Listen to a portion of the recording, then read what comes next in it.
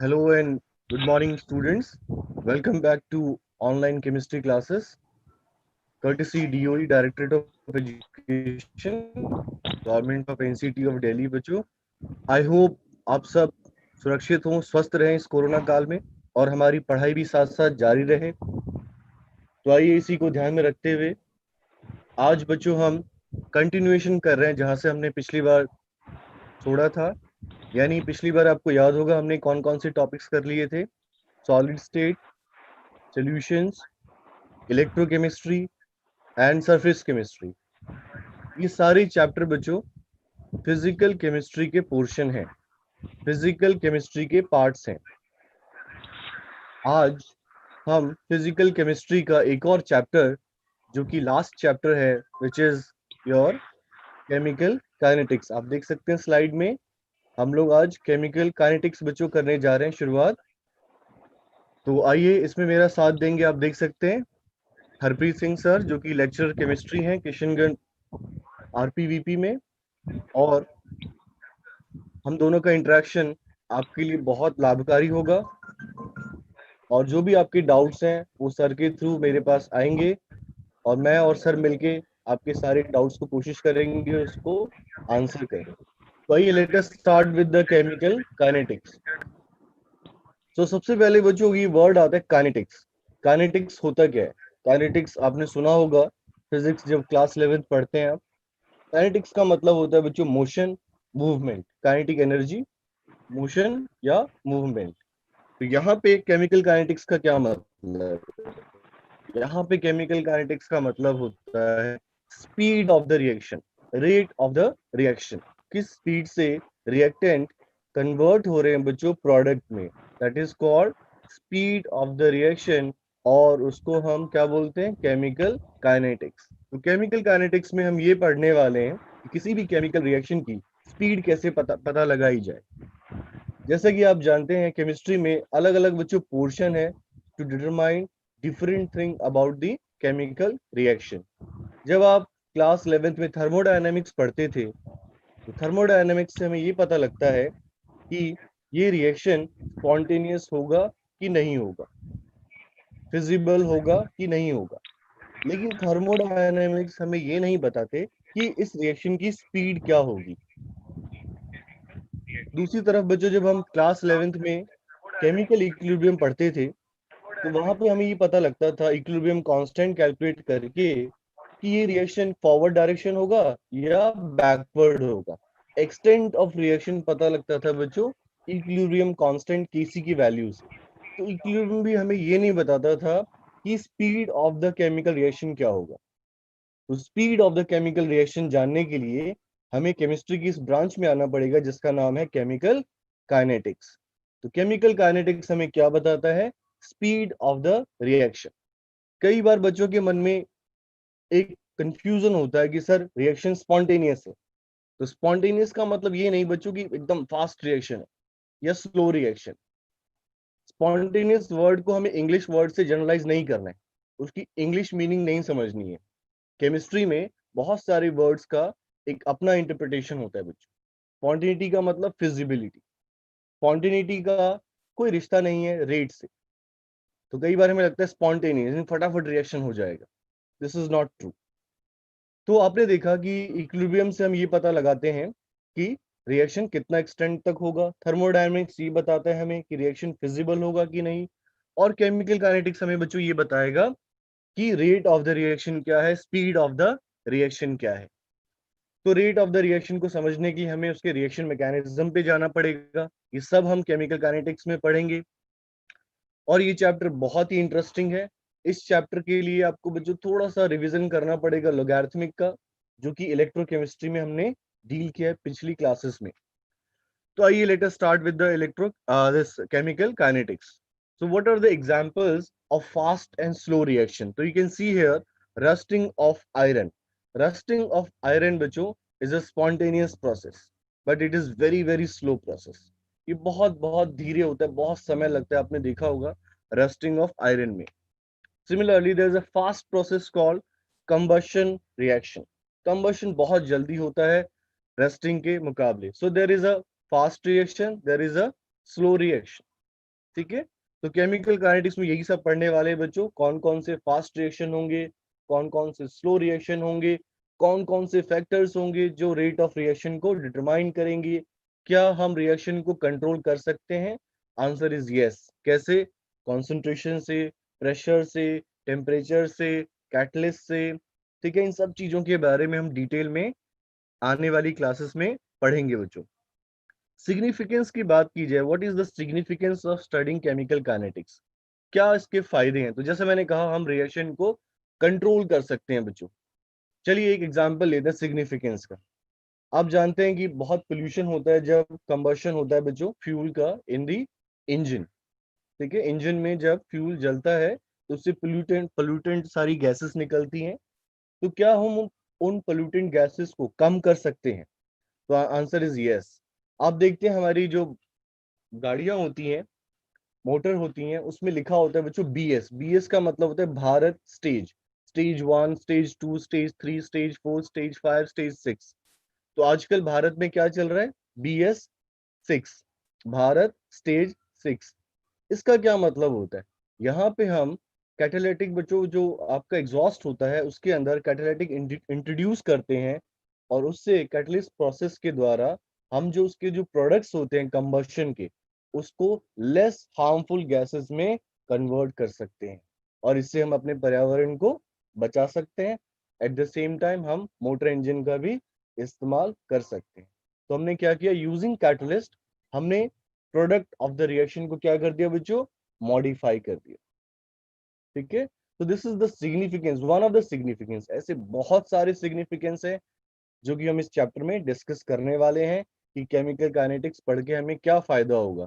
एक और फायदे की बात करते हैं। जैसे मान लीजिए अभी समर है, गर्मी है बहुत ज्यादा, तो आप देखते हैं दूध वगैरह जो है अगर हम बाहर छोड़ दें, उसको फ्रिज में ना डालें, तो क्या होता है? यस, स्पॉइल हो जाता है। ठीक है, खराब हो जाता है, दूध फट जाता है। तो हम क्या करते हैं उसको बचाने के लिए? हम उसको फ्रिज में डाल देते हैं, फ्रिज में डाल देते हैं। तो फ्रिज में डालने से हमने क्या किया? We have modified the condition. कौन सा कंडीशन मॉडिफाइड हुआ?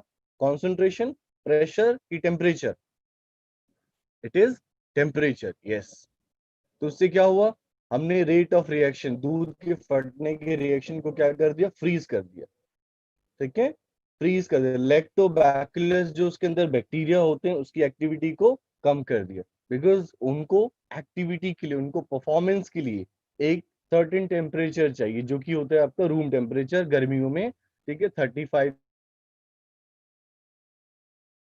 से 45 डिग्री। तो इस तरीके से बहुत सारे रिएक्शन है जिसके प्रोडक्ट्स को, जिसके आउटकम को हम लोग क्या कर सकते हैं? मॉडिफाई कर सकते हैं with the help of chemical kinetics, या काइनेटिक्स के बेसिक सीखते हुए उसको हम चेंज कर सकते हैं बच्चों। तो इस चैप्टर में हम लोग बेसिक सीखेंगे, जो एलिमेंट्री चीजें सीखेंगे काइनेटिक्स के। ठीक है, और जब आप हायर स्टडीज करेंगे तो डेफिनेटली आप उनके बारे में और डिटेल में पढ़ेंगे। So आइए let us start again and let us move on to the what are chemical kinetics। तो जैसे मैंने आपको पहले भी बताया, chemical kinetics का मतलब होता है the rate of change of concentration of reactant या product with respect to time। तो किसी भी केमिकल रिएक्शन को कैसे मॉनिटर किया जाए, कैसे उसके प्रोग्रेस को बच्चों देखा जाए? तो उसको देखने के दो तरीके होते हैं। पहला, कॉन्सेंट्रेशन ऑफ रिएक्टेंट में देखिए क्या बदलाव हो रहा है समय के साथ साथ। ठीक है, in this graph you can सी, एक वाई एक्सिस पे हमने क्या लिया है? Amount of chemical. ठीक है, एंड एक्स एक्सिस पे क्या लिया हमने? टाइम। यू कैन सी एक लाइन बच्चों आपका किसका है? रिएक्टेंट का, डाउनवर्ड आ रहा है, और एक लाइन किसका है बच्चों? आपका प्रोडक्ट का, जो कि अपवर्ड आ रहा है। तो रेट ऑफ रिएक्शन को समझने के लिए हम क्या कर सकते हैं? हम रिएक्टेंट के कॉन्सेंट्रेशन या प्रोडक्ट के कॉन्सेंट्रेशन को बच्चों मेजर कर सकते हैं, मॉनिटर कर सकते हैं समय के साथ साथ। तो अब आप देखेंगे the reactant concentration will keep on decreasing with respect to time. Yes, reactant क्या होगा बच्चों? कंज्यूम होगा, और किस में ट्रांसफॉर्म होगा? वो प्रोडक्ट में। तो समय के साथ साथ उसका concentration will decrease. On the other hand बच्चों, प्रोडक्ट बनना शुरू हो जाएगा, और प्रोडक्ट क्या होगा? समय के साथ साथ उसकी concentration will keep on increasing. You can see here the product concentration keep on increasing. क्यों होगा? क्योंकि प्रोडक्ट फॉर्म हो रहा है बच्चों। There is a formation and there is a consumption या डिकम्पोजिशन। तो फॉर्मेशन किसका हो रहा है? प्रोडक्ट का। किसमें कमी आ रही? रिएक्टेंट के कॉन्सेंट्रेशन में। तो अगर इन दोनों में से हमें एक का कॉन्सेंट्रेशन मिल जाए बच्चों, तो हम rate of the reaction calculate कर सकते हैं। तो केमिकल काइनेटिक्स में हम यही देखेंगे आने वाली स्लाइड में। हम लोग देखेंगे कि we can express the rate of the reaction by either taking the concentration of reactants or taking the concentration of product with respect to time। तो आइए उसको देखते हैं, मॉनिटर करते हैं। ठीक है, ये वैसे ही है बच्चों जैसे आप लोग वेलोसिटी कैलकुलेट करते हैं। वेलोसिटी क्या फॉर्मूला होता है? x2 minus x1 upon t2 minus t1। Yes, change in displacement upon change in time. बिल्कुल, यहाँ पे भी वही है। डिस्प्लेसमेंट की जगह क्या आ जाएगा? कॉन्सेंट्रेशन, और टाइम बच्चों फिर वैसा का वैसा ही रहेगा। ठीक है, तो आइए देखते हैं नेक्स्ट स्लाइड में डिफाइनिंग रेट। ठीक है, तो रेट ऑफ द रिएक्शन को कैसे डिफाइन करें, कैसे इसको समझे? तो देखिए रेट कैसे हमें निकालना है, कैसे समझना है इसको। Rate of a reaction is equals to change in the concentration. Concentration का बच्चों यूनिट क्या होता है? It is moles per litre. ठीक है, और मान लीजिए अगर गैसियस सिस्टम है, अगर गैसियस रिएक्टेंट प्रोडक्ट है, तो क्या लेंगे? इन टर्म्स ऑफ प्रेशर ले लेंगे बच्चों, एटीएम ले लेंगे। ठीक है, yes, okay okay. So rate has unit of mole decimetre cube पर, है ना, पर डेसीमीटर क्यूब पर सेकेंड। तो इसका यूनिट क्या होगा हमेशा रेट का? मोल्स पर लीटर या मोल्स डेसीमीटर क्यूब। ठीक है, पर डेसीमीटर क्यूब, डीएम पर क्यूब। ठीक है, ऐसा होगा पर सेकेंड, या फिर मोल्स पर लीटर। तो आप देख लेना अलग अलग किताबों में बच्चों अलग अलग तरीकों से या तो मोल्स पर लीटर दिया हुआ या फिर मोल पर डेसीमीटर क्यूब, डीएम क्यूब पर सेकेंड। एक ही बात है, नो प्रॉब्लम। फिर यहाँ पे स्क्वायर ब्रैकेट में जो बच्चों चीजें आती हैं, that is in terms of concentration, that is in terms of molarity. ठीक है, और जैसा मैंने कहा कि अगर रिएक्टेंट या प्रोडक्ट गैसियस स्टेट में है तो फिर क्या आ जाएगा? एटीएम पर सेकेंड। तो यूनिट क्या हो जाएगा इसका? एटीएम।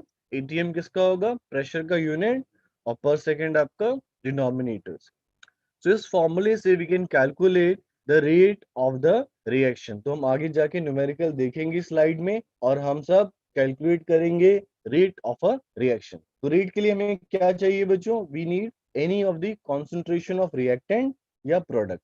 किसी भी रिएक्टेंट का, किसी एक रिएक्टेंट का या किसी एक प्रोडक्ट का कॉन्सेंट्रेशन चेंज अगर हमें पता लग जाए तो हम पूरे रिएक्शन का रेट निकाल सकते हैं। चलिए और आगे बढ़ा जाए।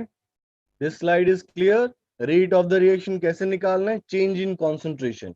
किसका कॉन्सेंट्रेशन चेंज? किसी भी रिएक्टेंट का या किसी भी प्रोडक्ट का। ठीक है, किसी एक रिएक्टेंट का या किसी एक प्रोडक्ट का कॉन्सेंट्रेशन चेंज अगर हमें पता लग जाए तो उससे हम पूरे रिएक्शन का ओवरऑल रेट निकाल सकते हैं। चलिए, तो I hope this slide is clear to you, defining the rate of the reaction. इसके बाद बच्चों जनरल रिएक्शन की बात करते हैं, जनरलाइज कैसे करें इसको, है ना। तो पहले हम जनरल रिएक्शन की बात करते हैं, इसके बाद हम स्पेसिफिक रिएक्शन पे चलेंगे, स्पेसिफिक रिएक्शन के कुछ एग्जांपल्स लेंगे, और आपको मैं समय दूंगा कि आप लोग उसका रेट ऑफ अ रिएक्शन लिख के दिखाएं।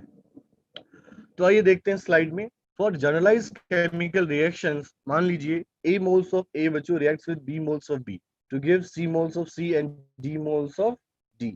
ये जनरलाइज रिएक्शन आपने पहले भी देखा है। ठीक है, इन दी इलेक्ट्रोकेमिस्ट्री चैप्टर बच्चों, in the equilibrium chapter class 11th। Yes, so यहाँ पे जो छोटे एबीसी हैं बच्चों, these are the stoichiometric coefficient of reactants and products. And जो बड़े एबीसीडी आपको दिखाई दे रहे हैं, these are the chemical species, जो कि चेंजेस जिनमें होने वाला है बच्चों। तो जनरल फॉर्मूला रेट क्या होगा? रेट को हमने आर से रिप्रेजेंट किया है। देखिए, rate is equals to minus 1/a D delta A by delta T. ठीक है, तो माइनस का क्या मतलब है? यहाँ पे माइनस का मतलब ये है बच्चों कि जो रिएक्टेंट है उसका concentration with respect to time it will keep on decreasing, इसलिए यहाँ पे हम लोगों ने माइनस लिया है।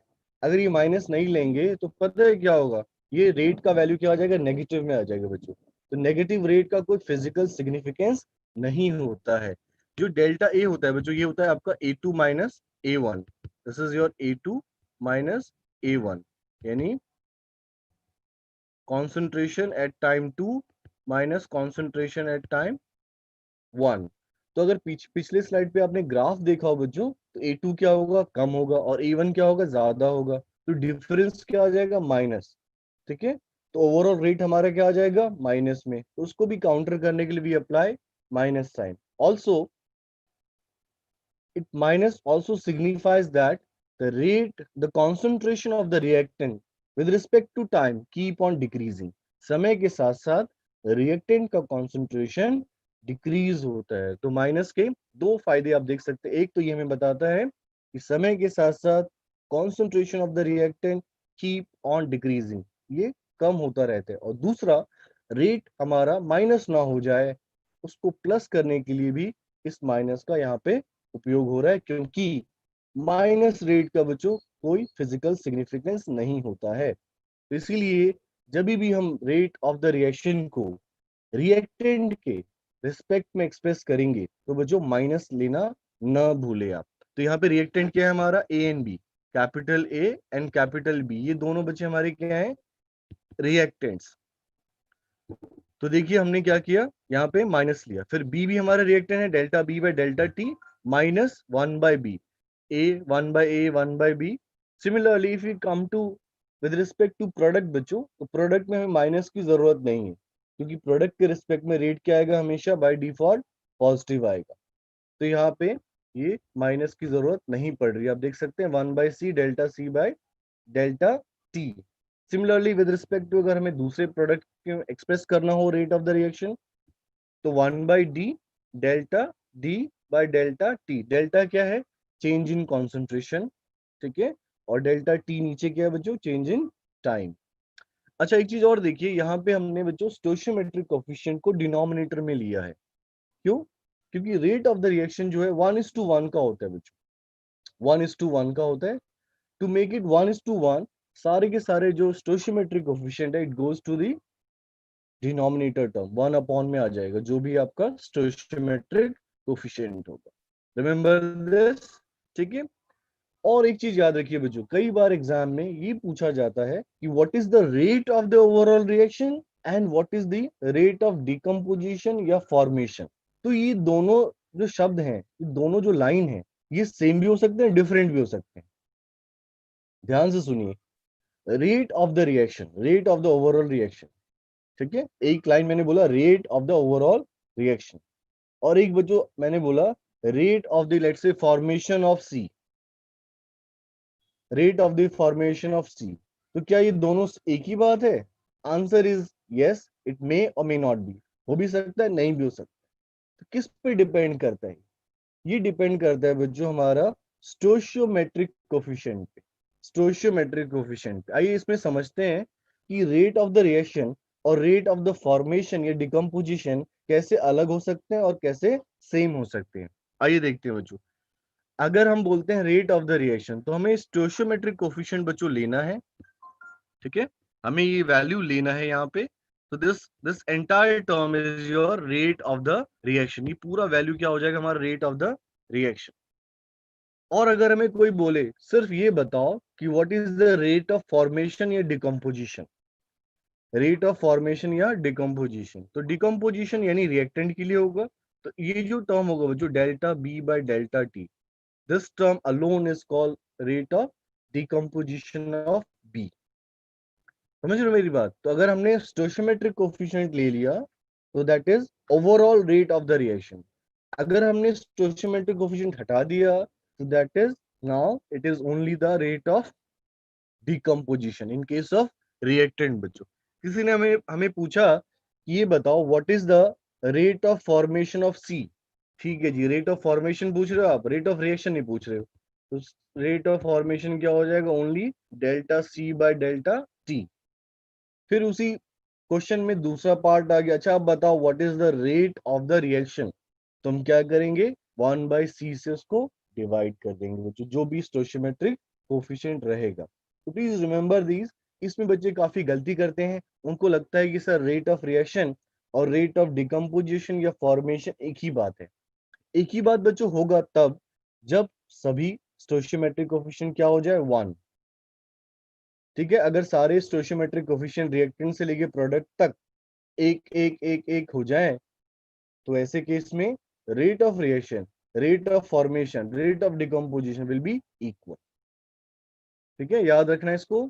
और अगर स्टोइचियोमेट्रिक कोफिशिएंट डिफरेंट है बच्चों, तो ये अलग अलग बातें होंगी, रेट ऑफ रिएक्शन या रेट ऑफ फॉर्मेशन या डिकम्पोजिशन। तो इसको याद रखेंगे आप लोग, this is very very important. और आगे जाके हम स्लाइड में इस पे एक न्यूमेरिकल भी बच्चों करेंगे और इसको और अच्छे से समझेंगे कि ये रेट ऑफ रिएक्शन और रेट ऑफ फॉर्मेशन या प्रोडक्शन ऐसे वर्ड आपको मिलेंगे क्वेश्चन में, या डिकम्पोजिशन कैसे कैलकुलेट करते हैं, स्पेशली जब स्टोइचियोमेट्रिक कोफिशिएंट दिए जाए। तो I hope it is clear to you. तो वी कैन एक्सप्रेस, जैसे मैंने पहले कहा कि रेट ऑफ रिएक्शन एक्सप्रेस करने के लिए what we need is the concentration of any of the reactant और एनी ऑफ द प्रोडक्ट। तो बच्चों रेट ऑफ रिएक्शन को हम किसी भी कंसंट्रेशन रिएक्टेंट के या प्रोडक्ट के रिलेटिव में एक्सप्रेस कर सकते हैं। So here is the expression for the rate of a generalised reaction. General reaction का एक रेट एक्सप्रेशन का बच्चों ये फॉर्मूला था। इसमें आपने देखा कि ये जो स्टोइचियोमेट्रिक कोफिशिएंट होते हैं, इनका क्या रोल होता है, और अगर ये ना हो तो फिर क्या होता है, और अगर ये हो तो उससे टर्म्स कैसे चेंज हो जाते हैं, कैसे रेट ऑफ रिएक्शन और रेट ऑफ डिकम्पोजिशन या रेट ऑफ फॉर्मेशन या प्रोडक्शन अलग अलग बातें हो सकती हैं। तो इस न्यूमेरिकल, एक न्यूमेरिकल लेंगे हम आगे आने वाले स्लाइड में, और इसको बच्चों और अच्छे से समझेंगे, इस पे वर्कआउट करेंगे। So this was the generalized reaction rate expression where R is the rate of the reaction, छोटा ABCD is the stoichiometric coefficient, and capital ABCD are the concentration of reactants and products. और delta का मतलब change in concentration या change in time बच्चों। Fine. तो आपने देखा कि overall reaction, rate of reaction we can calculate सिर्फ किसी एक चीज का हमें पता लग जाए, किसी एक रिएक्टेंट का, किसी एक प्रोडक्ट का, कि समय के साथ साथ उसके कॉन्सेंट्रेशन में क्या बदलाव हुआ है। तो उससे हम पूरे रिएक्शन का क्या कर देंगे, रेट प्रिडिक्ट कर देंगे, rate of the reaction calculate कर लेंगे बच्चों। तो चलिए आगे बढ़ते हैं, इसके बाद डिस्कशन को और कंटिन्यू करते हैं और आगे लेके चलते हैं। Okay, next is differential rate equation. ठीक है, डिफरेंशियल रेट इक्वेशन और रेट एक्सप्रेशन बच्चों। डिफरेंशियल का मतलब, डिफरेंशिएशन सुन के खासकर हमारे जो बाय वाले बच्चे एकदम डर जाते हैं, सर ये डिफरेंशिएशन इंटीग्रेशन बड़ी मुश्किल से क्लास 11 में पीछा छूटा है फिजिक्स में, फिर आप लेके आ गए सर। तो आई थिंक बच्चों it's not required here in detail. ठीक है, यहाँ पे नहीं जरूरत है इसकी डिटेल में, बस आपको इसका मतलब समझना है डिफरेंशिएशन और इंटीग्रेशन का। इस चैप्टर में हमें डेरिवेशन भी नहीं करने, it is there in the NCERT but it is never asked in the examination. तो ऐसे डरना नहीं है आपको कि ये क्या आ गया डिफरेंशिएशन इंटीग्रेशन, बिल्कुल मैथमेटिक्स बहुत कम है, ना के बराबर है इस चैप्टर में। तो आइए कैसे डिफरेंशियल रेट इक्वेशन लिखे। तो बच्चों जहां पे हमने डेल्टा लिखा था पीछे, उस डेल्टा की जगह आपको डी लगा देना है। आप देखिए, ठीक है, फिर से वही a moles of a plus b moles of b gives c moles of c and d moles of d। तो if you see the rate is -1/a dA by dt, फिर -1/b dB by dt। ठीक है, yes, यहाँ पे हमने D use किया, D for differential expression के लिए बच्चों। तो यहाँ पे एक एग्जांपल लिया गया है, नीचे देखिए कि O3 प्लस NO, यही रिएक्शन बच्चों ओजोन लेयर डिप्लीशन में होता है। ओजोन लेयर डिप्लीशन जो आप पढ़ते हैं या समझते हैं, उसमें कौन सा केमिकल रिएक्शन होता है, एक लेमैन, एक नॉन केमिस्ट्री स्टूडेंट के लिए होगा, हाँ यार ओजोन होता है, डिप्लीट होता है किससे, जो आपके पोल्यूटेंट्स होते हैं, oxides of nitrogen.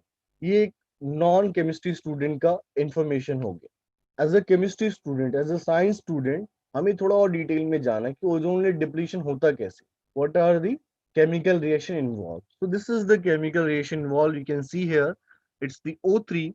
O3 ozone is reacting with NO। NO के ऊपर बच्चों एक इलेक्ट्रॉन होता है, एक इलेक्ट्रॉन, सिंगल इलेक्ट्रॉन। ठीक है, तो it is very very reactive, इसको रिएक्ट करना होता है।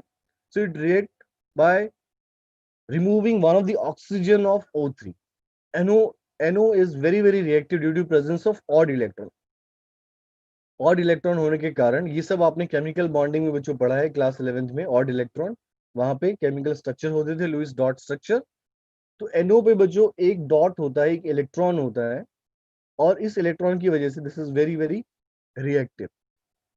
तो ये क्या करता है, ये ओजोन के साथ रिएक्ट करता है। कैसे? एक ऑक्सीजन उसका बाहर निकाल लेता है, ठीक है। That oxygen is also known as free radical oxygen या नेसेंट ऑक्सीजन। एंड क्या बन जाता है, NO से क्या बन गया, NO2। और ओजोन क्या बन गया बच्चों, O3 से O2। तो ओजोन का हो गया डिप्लीशन। बस यही है ओजोन लेयर डिप्लीशन। ये ओजोन लेयर डिप्लीशन ओजोनोस्फेयर में बच्चों ये रिएक्शन होता है, और इस रिएक्शन को कैटलाइज कौन करता है, यूवी लाइट। इस रिएक्शन को कौन एनर्जी देता है, यूवी लाइट। यूवी लाइट की एनर्जी इस रिएक्शन में चली जाती है, यूज अप हो जाती है, एंड देयरफॉर ओजोन क्या करता है, हमें प्रोटेक्ट करता है फ्रॉम दी, यस, किससे, ओजोन हमें किससे प्रोटेक्ट करता है, यूवी लाइट से। ठीक है, तो इसमें डिटेल में आएंगे बाद में, अभी हम क्योंकि केमिकल काइनेटिक्स में है तो इसको बच्चों रेस्ट्रिक्ट करते हैं थोड़ा सा डिस्कशन को। तो इस रिएक्शन को देखिए, O3 plus NO gives NO2 and O2।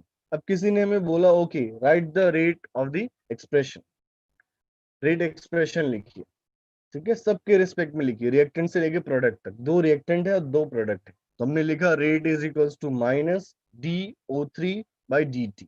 Minus क्यों, क्योंकि ये रिएक्टेंट है, क्योंकि इसका कॉन्सेंट्रेशन समय के साथ साथ क्या होगा, डिक्रीज होगा। हो गया पहला। सेकंड, NO पे आ जाओ, फिर माइनस DNO/dt। माइनस क्यों, फिर से ये रिएक्टेंट है क्योंकि, और इसका कॉन्सेंट्रेशन भी समय के साथ साथ क्या होगा, डिक्रीज होगा। अब आ जाओ with respect to product, DNO2/dt। Plus क्यों, क्योंकि ये प्रोडक्ट है और इसका कॉन्सेंट्रेशन समय के साथ साथ क्या होगा, इंक्रीज होगा। फिर आ जाओ नेक्स्ट, DO2/dt। यहाँ पे बच्चों आपने देखा रिएक्टेंट से लेके प्रोडक्ट तक कोई भी स्टोइचियोमेट्रिक कोएफिशिएंट नहीं है, ठीक है, इसलिए यहाँ पे सब जगह 1 1 1 1। अब अगर मैं इस रिएक्शन में आपको पूछूं, ये बताओ इस रिएक्शन के लिए बच्चों, क्या rate of the overall reaction and let's say rate of the formation of NO2 same होगा कि डिफरेंट होगा? तो what is your answer? Write down in the chat box, same और डिफरेंट। यस। तो मेरा क्वेश्चन है, इस रिएक्शन के लिए ये बताइए, what is the rate of the reaction and what is the rate of the formation of NO2? क्या ये दोनों वैल्यू सेम होगा कि डिफरेंट होगा? Yes, write down your answer in the chat box. Question दोबारा सुनिए, इस रिएक्शन के लिए क्या रेट ऑफ द रिएक्शन या क्या rate of the formation of NO2 दोनों वैल्यू सेम होगी या डिफरेंट होगी? सेम या डिफरेंट? Answer yes.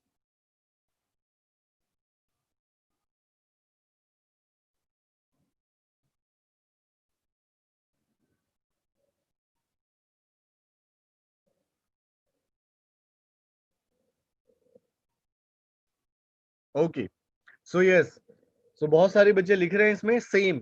एब्सोल्युटली बच्चों, क्यों? क्योंकि यहाँ पे स्टोइचियोमेट्रिक कोएफिशिएंट नहीं है, इसीलिए इस रिएक्शन में rate of the overall reaction या rate of formation of NO2 बच्चों, या फॉर्मेशन ऑफ O2, या डिकम्पोजिशन ऑफ NO, या decomposition of O3 will be same. तो यही मैं पीछे बात कर रहा था पिछली स्लाइड पे, कि आपको देखना होगा कि स्टोइचियोमेट्रिक कोएफिशिएंट है या नहीं। अगर नहीं है तो रेट ऑफ रिएक्शन या रेट ऑफ प्रोडक्शन या rate of decomposition will be same. If it is there, if stoichiometric coefficient is there, then these value may be different. तो इसको बच्चों याद रखना है, और अभी आने वाली स्लाइड में we'll have a numerical on this, एक numerical भी करेंगे।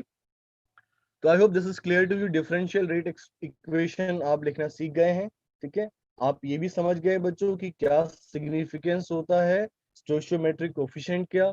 आप ये भी समझ रहे हैं कि what is the rate of the overall reaction and how it is similar और different to rate of consumption या रेट ऑफ डिकम्पोजिशन या रेट ऑफ फॉर्मेशन या रेट ऑफ प्रोडक्शन, ठीक है। तो रेट ऑफ रिएक्शन और रेट ऑफ प्रोडक्शन, कंजम्पशन, ठीक है, ये सब कैसे अलग अलग हो सकते हैं और सेम हो सकते हैं।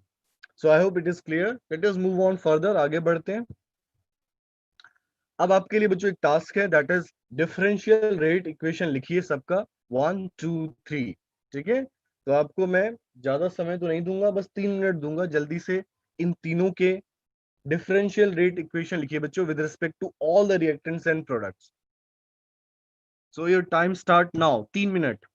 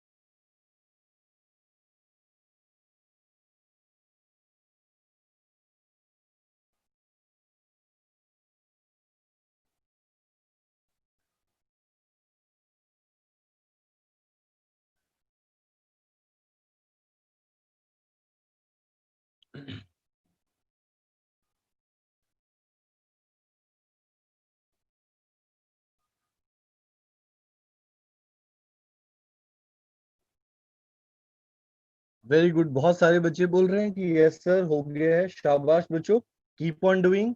पहले का आंसर क्या होगा रिएक्टेंट का? Yes, minus D I.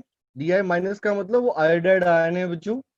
ठीक है, तो पहले का अगर हम लिखें तो क्या होगा, D I by D T with minus sign. Yes, O C L के बारे में अगर हम लिखें तो D O C L minus by D T with minus sign is equals to D C L minus by D T is equals to D O I minus by D T. ठीक है, similarly इसमें अगर आप B का बच्चों लिखेंगे तो क्या होगा, 1/3 minus sign 1/3 D O two by D T. और प्रोडक्ट के रिस्पेक्ट में लिखेंगे तो क्या होगा, plus 1/2 D O three by D T, है ना।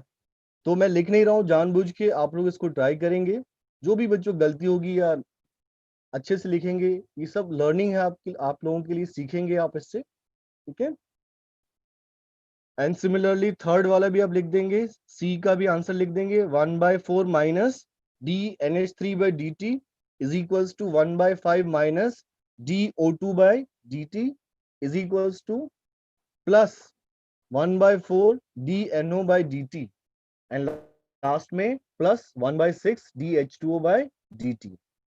सो I hope this is clear to you. आप डिफरेंशियल रेट इक्वेशन लिख पाएंगे इक्वेशंस का। तो चलिए अब इसके बाद बच्चों आगे बढ़ते हैं, late us move on further, discussion को आगे लेके चलते हैं।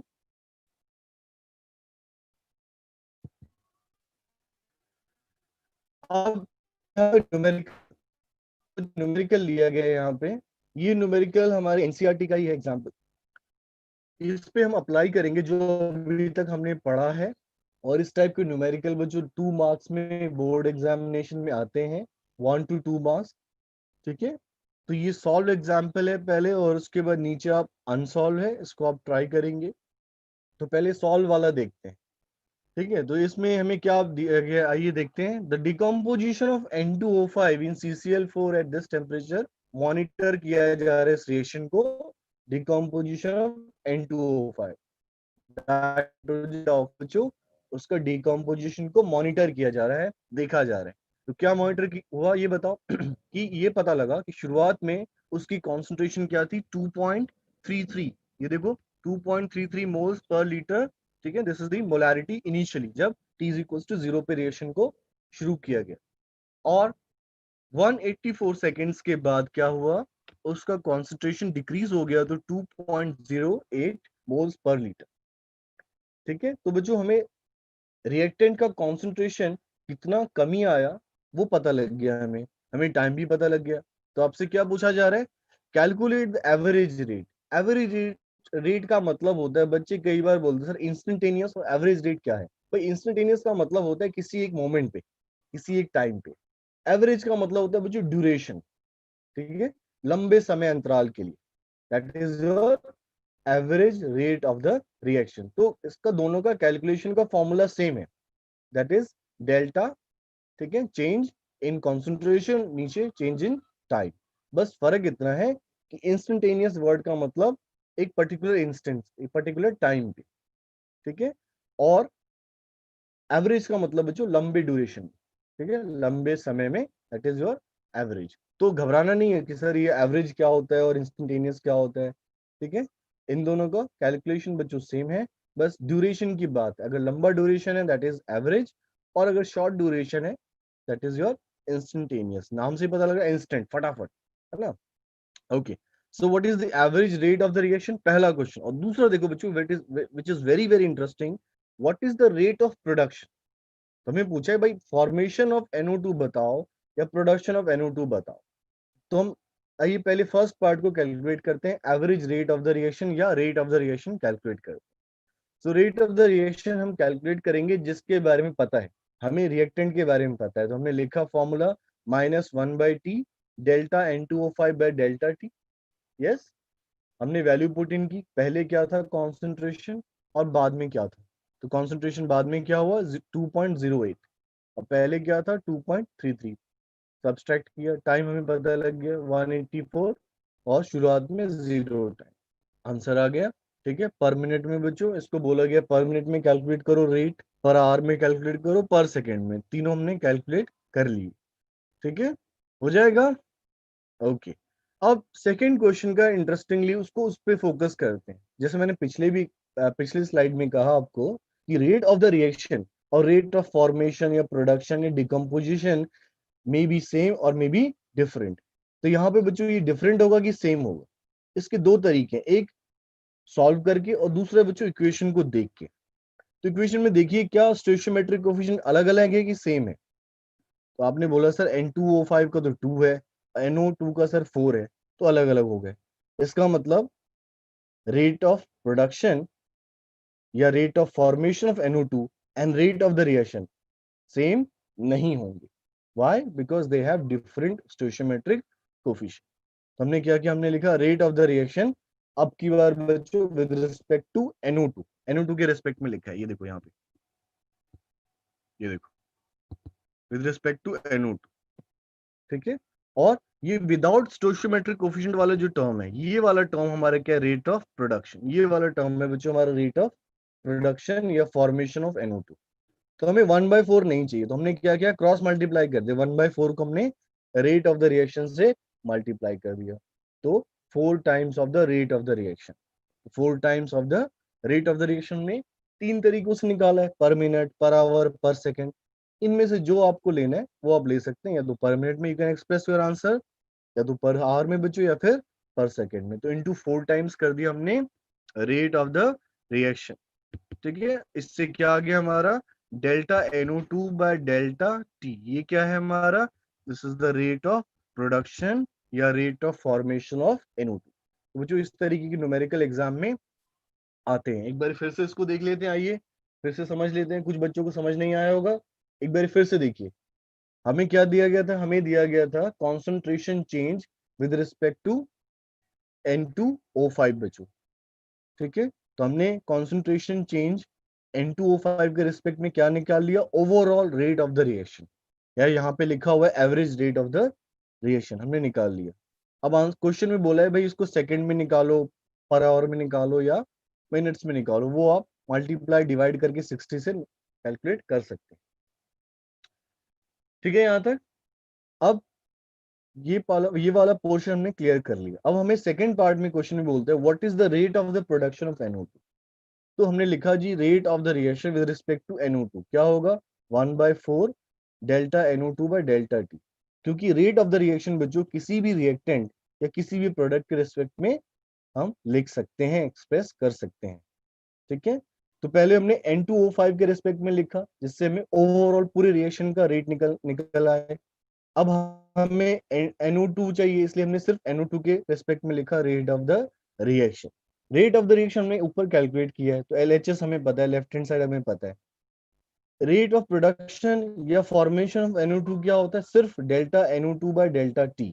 ये 1/4 हमें हटाना है, तो हमने क्या किया, 1/4 को रेट ऑफ द रिएक्शन से बच्चों क्रॉस मल्टीप्लाई कर दिया, तो 4 गया ऊपर, क्रॉस मल्टीप्लाई हो गया 4 into rate of the reaction. तो दिस इज इट, और ये आपका क्लियर बच्चों।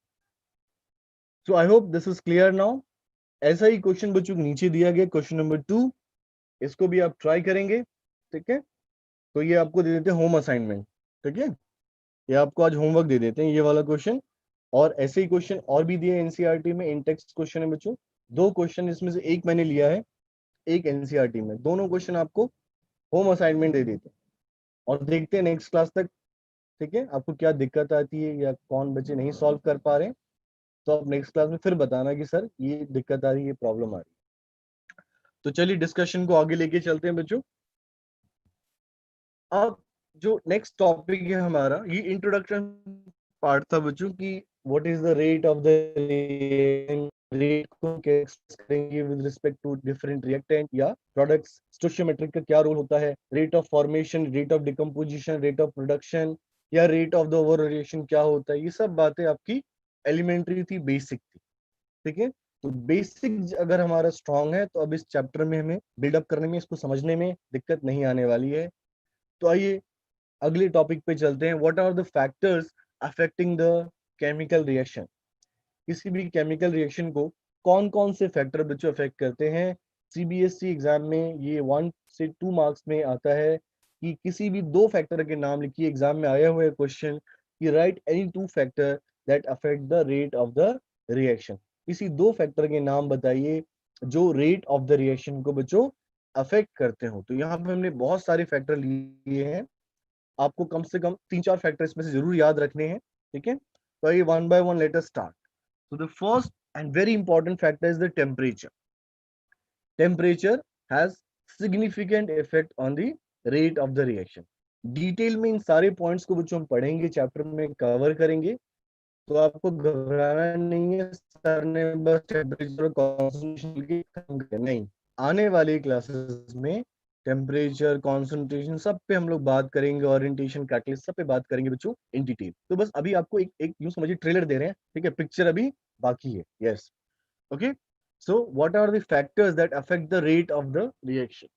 So you can see here the temperature, there is a concentration term, there is a pressure term, ठीक है। Then there is a concentration के बाद क्या आ गया हमारा, प्रेशर। प्रेशर बोलते हैं बच्चे, सर प्रेशर क्यों भाई, अगर गैसेस स्टेट है बच्चों तो वी यूज रादर प्रेशर। फिर सरफेस एरिया, आपने सरफेस केमिस्ट्री बच्चों पढ़ा है, हमने जो पिछले मई जून अप्रैल मई में जो हमने क्लासेस की थी उसमें हमने सरफेस केमिस्ट्री चैप्टर भी पढ़ा है बच्चों, पढ़वाया आपको। और हमने देखा वहां पे कि अगर सरफेस एरिया ज्यादा होता है तो रेट ऑफ रिएक्शन क्या होता है, फास्टर, ठीक है। तो सरफेस एरिया का भी रोल होता है। ओरिएंटेशन, ओरिएंटेशन का बहुत इंपॉर्टेंट रोल है बच्चों, इसके बारे में भी डिटेल करेंगे, डिस्कस करेंगे। एक छोटा सा एग्जांपल मैं ओरिएंटेशन पे देना चाहूंगा। मान लीजिए हम क्रिकेट खेलते हैं, और क्रिकेट में आप देखते हैं कि मान लीजिए किसी बॉलर ने बॉलिंग की और नो बॉल कर दिया और उस पे वो बैट्समैन जो है वो आउट हो गया, तो क्या उसको आउट माना जाता है? नहीं, क्योंकि वो उसकी डिलीवरी क्या थी, फेयर नहीं थी, नियम के मुताबिक नहीं थी, उसका पैर जो है स्टेपिंग क्रीक से बाहर निकल गया। तो आउट तो हुआ बैट्समैन, लेकिन इनइफेक्टिव, कोई फायदा नहीं हुआ उसका। तो ऐसे ही बच्चों केमिस्ट्री में भी होता है, केमिस्ट्री में भी ओरिएंटेशन का बहुत बड़ा रोल है। विल डिस्कस कि मॉलिक्यूल का ओरिएंटेशन होना चाहिए, और प्रॉपर ओरिएंटेशन से जब मॉलिक्यूल आपस में कोलाइड करते हैं तब जाके वो किस में कन्वर्ट होंगे, into the product. And nature of the reactant की बात करेंगे, solid, liquid and gases state में आपने पढ़ा है सरफेस केमिस्ट्री में, होमोजेनियस एंड हेटेरोजेनियस बच्चों, कैटालाइसिस ये उसी से रिलेटेड है। And 7th point is catalyst. Catalyst का भी बहुत बड़ा रोल होता है, ठीक है, to speed of the rate of the reaction, ठीक है। ये भी आपने थोड़ा बहुत पढ़ा है in the surface chemistry chapter, ठीक है। तो इन सारे पैरामीटर्स को हम डिटेल में डिस्कस करेंगे इन दी कमिंग लेक्चर, आने वाले बच्चों लेक्चर्स में। तो याद रखिए, factor affecting the rate of the chemical reaction में दीज आर द 7 पॉइंट्स, ठीक है, which we have to discuss in detail. और इसमें से कम मिनिमम अभी के लिए आप कम से कम 4 पॉइंट तो बच्चों जरूर याद रखिए। So we are about to finish the बच्चों टाइम, ठीक है। So I won't take much time, so I just wind up this class now, ठीक है। तो आज की क्लास को हम यहीं पे रखते हैं क्योंकि we are almost running out of the time. तो आज की क्लास को वाइंड अप करने से पहले एक बार जल्दी से क्विक रिवीजन हो जाए कि हमने आज क्या पढ़ा, ठीक है। हमने आज इंट्रोडक्शन किया and we discuss what is the chemical kinetics. तो केमिकल काइनेटिक्स क्या होता है? which study the rate of the reaction, which study the mechanism of the reaction, which study the factors affecting the rate of the reaction. तो chemical kinetics में हम क्या पढ़ते हैं? स्पीड ऑफ द रिएक्शन को कैसे कैलकुलेट करना है, कौन कौन से फैक्टर जो है केमिकल रिएक्शन के लिए को अफेक्ट करते हैं, रिएक्शन का मैकेनिज्म क्या होता है, ये सब हम लोग केमिकल काइनेटिक्स में बच्चों पढ़ते हैं। फिर हमने देखा कि how to express the rate of the reaction, rate of reaction को कैसे मॉनिटर किया जाए, कैसे उसको कैलकुलेट किया जाए। तो हमने पता लगाया कि अगर हमें किसी भी एक रिएक्टेंट या किसी भी एक प्रोडक्ट का कॉन्सेंट्रेशन चेंज पता लग जाए तो हम उससे overall rate of the reaction we can calculate. ठीक है। फिर हमने देखा कि स्टोइचियोमेट्रिक कोफिशिएंट के आने से क्या फर्क पड़ता है। हमने देखा कि इससे rate of formation, rate of decomposition, rate of production और rate of the reaction same भी हो सकते हैं और डिफरेंट भी हो सकते हैं। सेम कब होंगे? जब स्टोइचियोमेट्रिक कोफिशिएंट सबके बराबर हो। डिफरेंट कब होंगे? जब स्टोइचियोमेट्रिक कोफिशिएंट सबके अलग अलग हो। यस। फिर हमने बच्चों क्या सीखा? डिफरेंशियल रेट एक्सप्रेशन लिखना सीखा। फिर हमने क्या किया? हमने एक न्यूमेरिकल किया और न्यूमेरिकल से और अच्छे समझा कि कैसे रेट ऑफ द रिएक्शन या एवरेज रेट या instantaneous rate of the reaction को कैलकुलेट करते हैं।